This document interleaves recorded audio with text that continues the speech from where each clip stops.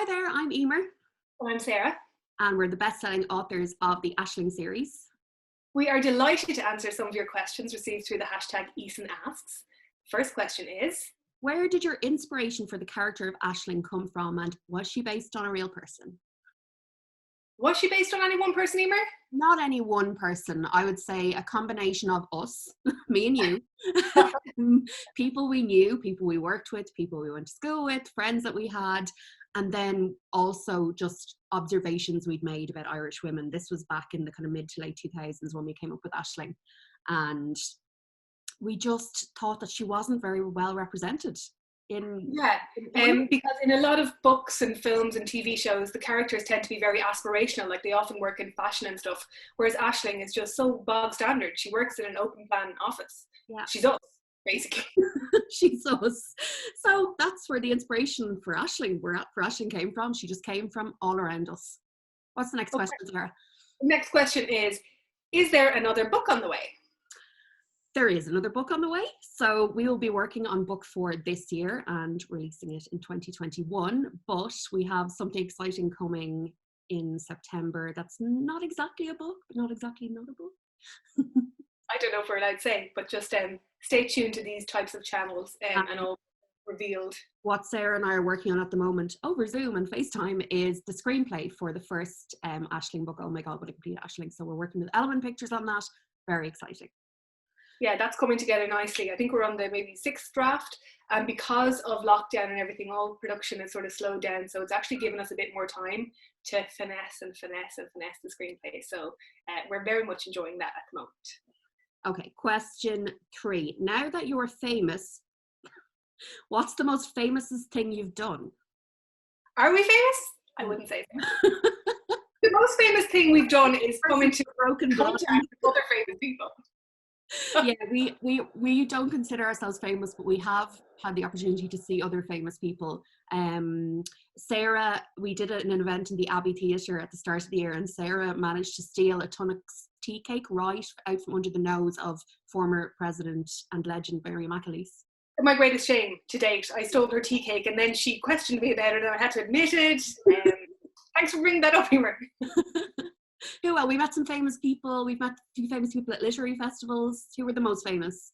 Yeah, so there is a very fancy one down in Borris, where I'm from, the Borris Festival of Writing and Ideas. And at the end of every day, all the speakers are allowed to have like a supper together. You know, it's fancy when they say supper. Okay. But it's a buffet, so everyone just has to Yeah. kind of pull in with their plates. So who was in the queue, Emer? We had already, obviously we were like first in line, so we were already sitting down, and next thing Bob Geldof joined the queue, and he leaned over and looked at what I was eating, was like, is that nice? I was like, it's lovely. And then Cillian Murphy joined the queue, a few people behind that, and Cillian was cold, and he was wearing like one of those massive Lenny Kravitz scarves. Yeah, very exciting. it set him apart as the celebrity of the celebrity. You just see the scarf moving through the crowd. So yeah, I mean, they're the famousest things we've done. See other famous people. We're allowed to be near famous people now, so that's good. Okay, what is the next question? Okay, what even is the point of literary festivals in a world without hotel breakfast buffets? So this refers to the news that buffets are going to be no more because of the pandemic. Anyone who's read the Ashlyn books will know that the first one opens on a breakfast buffet. Like, that's a central plot point, because Ashlyn is a person who has never missed a hotel breakfast, no matter how hungover she is after a wedding, no matter how late she wants to sleep in. She is setting the alarm for 9:40, so she's down in time before 11 o'clock. She would never leave it till like 5 to 11.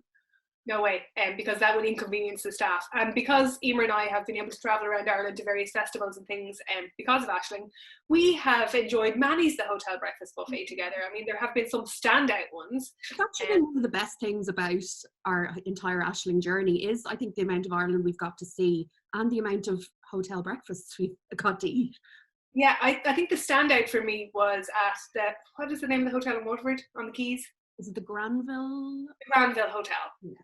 And they have a porridge station, which is fancy enough, but also whiskey that you can pour into your breakfast. I think you can pour Baileys on the breakfast as well. Well, colour us impressed. Okay, final question. Going out for breakfast buffets. Yeah. How would Aisling be coping with social distancing? I think she would be kind of thriving. this is Ashling's time to shine. If there's one person who's enjoying the pandemic and all of the associated rules, it's Ashlyn. She is leaping out into the road to make sure she's not any closer than 2 meters to anyone else. She's almost carrying a measuring tape with her.